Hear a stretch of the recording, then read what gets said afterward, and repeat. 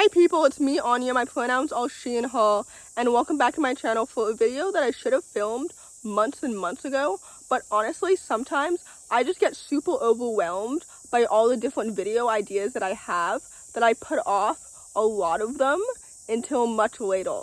So anyway, welcome to part 6 of my favorite books with QPOC main characters. QPOC, if you didn't know, stands for queer person of color, so all of these main characters are not only queer, but they're also people of color. So anyway, without any further ado, the first book on this list is called In the Key of Us. This story is a middle grade contemporary, and it follows two black sapphic main characters at a summer camp, and it's about insecurities, grief, loss, and love, and music, and it's absolutely so good. This book is so underrated, and it deserves so much more hype. I love this book so much. First of all, the dual perspectives worked so well. The writing is so lyrical and so pretty. This author writes free verse so well and so beautifully. The plot was so engaging and so intriguing. I loved seeing how the girls' friendship developed over time, and I love their romance so much.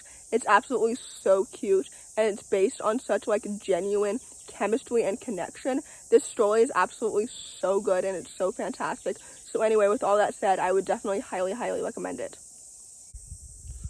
The next book on this list is called Bad Things Happen Here. This story is a YA thriller set in an island town with a history of unsolved deaths, and it follows a young black sapphic plus-size main character who is determined to solve the mystery when it hits too close to home. This story is absolutely so good, and I love it so much. I'm so excited for this author's next book, which I believe comes out in October if I'm not mistaken.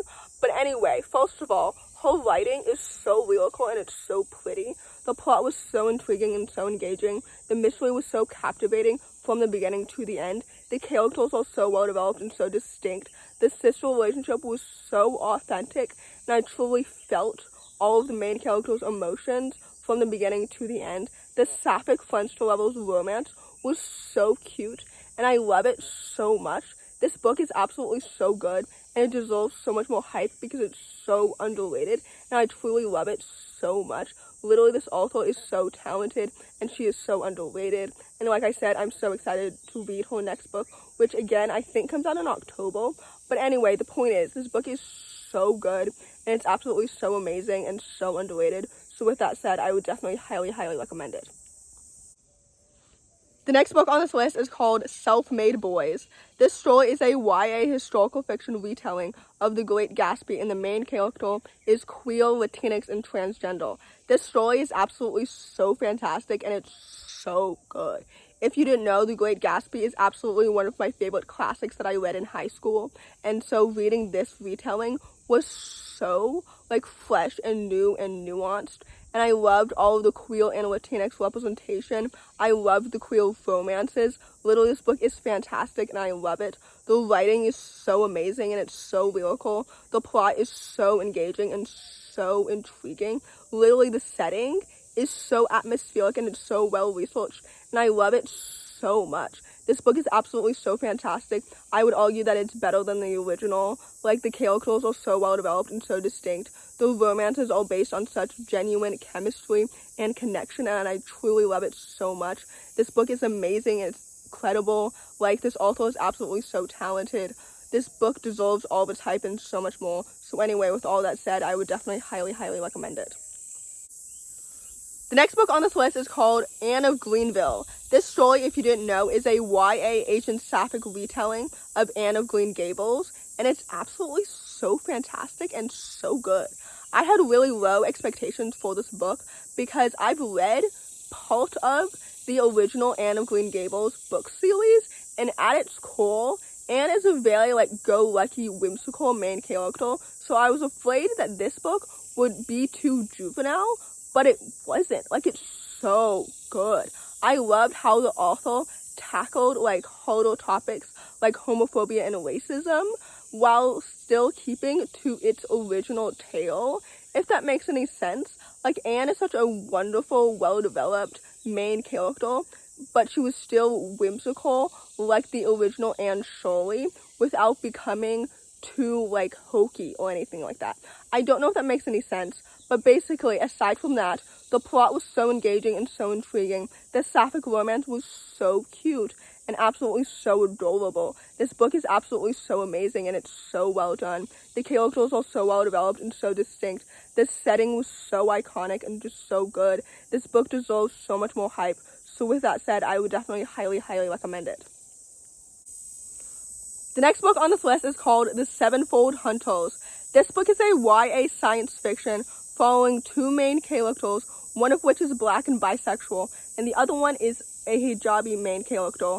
And basically, they're at this cutthroat boarding school where they hunt aliens. This story is absolutely so fantastic, and it's so good. First of all, the characters are so well developed and so distinct. The queer and POC representation is so, like, iconic and so well done, and it's so casual as well. The sapphic romance was so cute and so lovely and so well developed, and I absolutely loved it so much. The world building is so good, and it's so atmospheric, and, like, I was so captivated from the beginning to the end.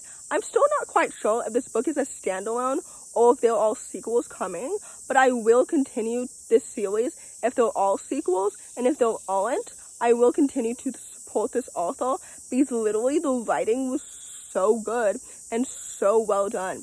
This story is so underrated, and it's absolutely so stunning in literally every single element. So anyway, with all that said, I would definitely highly, highly recommend it. The last book on this list, and certainly not the least, is called A Million to One. For those who don't know, this book is a YA historical fiction sapphic heist on the Titanic. What more do you need to know? And this book constitutes for this list because one of the main characters is Haitian/French, and she's sapphic. This story is absolutely so fantastic, and it's so good. First of all, the four main characters are such well-developed, distinct, lovely main characters, and I love their group dynamics so much. Literally, like, their friendship is so good, and it's so lovely. The plot is so intriguing and so engaging. The setting was so atmospheric and so well done. Even though I know that the Titanic sinks at the end, and I could Google what exact day that happened, like, I had no idea what to expect from the heist plotline, which made the story, like, so exciting and so well done. The sapphic romance was so cute, and I love their chemistry and their connection so much. This book is so good, and honestly, before I read The Do and Donuts of Love, I would say that this book was my absolute favorite by this author, because, like, her writing is so good, and it's so lyrical, and it's literally, like, so stunning. This book is so amazing, and it's so underrated, and it deserves so much more hype. So anyway, with all that said, I would definitely highly, highly recommend it. So in conclusion, I'll try my best to catch up on all of the recommended reads video ideas that I have, because I truly have literally so many. But anyway, I hope this video helped diversify your bookshelf, and if you enjoy this video, please don't hesitate to give it a big thumbs up. Comment down below the ladybug emoji if you made it all the way to the end of the video. Thanks for watching, and subscribe to my channel if you're new, and I'll see you in my next video. Bye!